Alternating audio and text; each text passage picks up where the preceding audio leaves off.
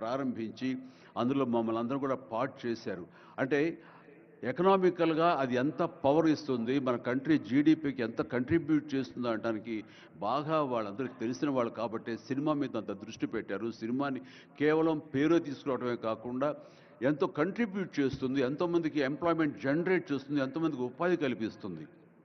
అంటే ఉదాహరణకి కొరియా తీసుకుంటే కనుక కొరియాలో బిగినింగ్ ఇనీషియల్గా వాళ్ళందరూ యూత్ అనేవాళ్ళు నైట్ ఈవినింగ్ అయ్యేసరికి చాలా పక్కదారులు పడుతున్నారు, కొన్ని వ్యసనాలకి లోనవుతున్నారు.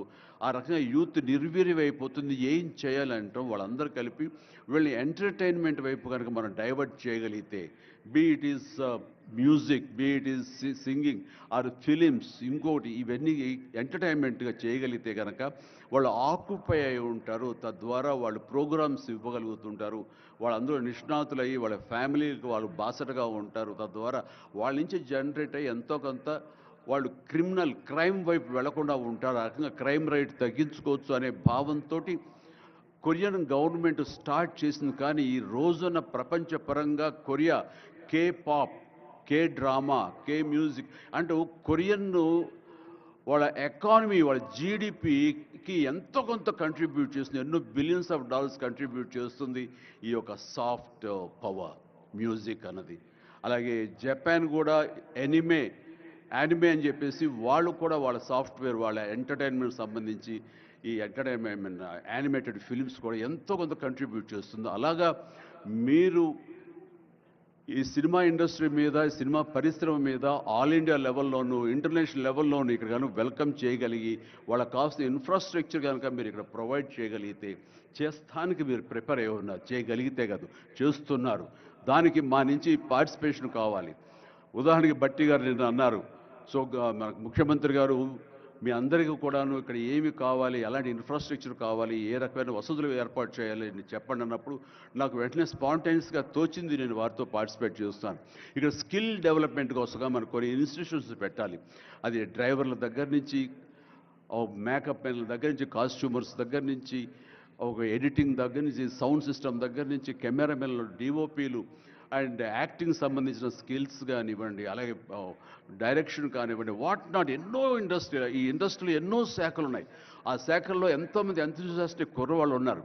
వాళ్ళు చదువు ఒక మాదిరి చదివైనా సరే ఆ చదువు ఏం తెచ్చి పెడుతుంది అనుకుంటే కనుక ఈ రోజున గొప్ప గొప్ప డైరెక్టర్స్ ఉన్నారు. ఈ రోజున ఇంటర్నేషనల్ లెవెల్కి మన సినిమాని తీసుకొస్తున్న డైరెక్టర్ వాళ్ళందరూ డిగ్రీ కూడా చదవలేదు. సో చదువు ఇది ఇంపార్టెంట్ కాదు, మీకున్న ఇంట్రెస్ట్ ఇంపార్టెంట్.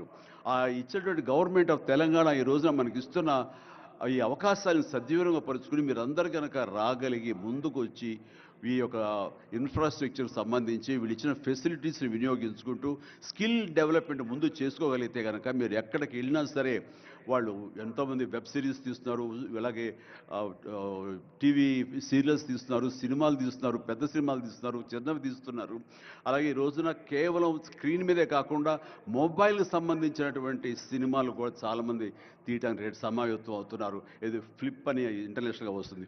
ఇప్పుడే మహేంద్ర గారు నాతో మాట్లాడుతూ ఈ వర్టికల్ సంబంధించిన ఫిలిమ్స్ 3 minutes నిడివి అయితే 10 minutes మ్యాక్సిమం 10 minutes నిడివి ఉన్నటువంటి సినిమాలు మనం చేయగలిగితే అది ప్రతి వాళ్ళ చేతుల్లో ఉండి అది వాళ్ళందరూ ఎంటర్టైన్ చేయగలుగుతుంది. దానివల్ల ఎంతో ఎకానమీ మనం డెవలప్ చేయొచ్చు, ఎంతోమందికి ఉద్యోగ అవకాశాలు ఇవ్వచ్చు.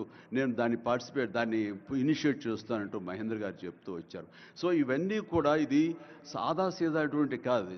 సినిమా ఏదో ఆడుతుంది, 2 రోజులు డబ్బులు తెచ్చి పెడుతుంది, వాళ్ళు ఏదో మిగుల్చుకుంటారు కోట్లు అంటే తేలిగ్గా చూడదు. దీని వెనకాల చూస్తే కనుక లక్షలాది మంది యూత్ ఈ అవకాశాన్ని సద్వినియోగపరుచుకుని అభివృద్ధిలోకి రావచ్చు, పేరు ప్రఖ్యాతులు సంపాదించవచ్చు.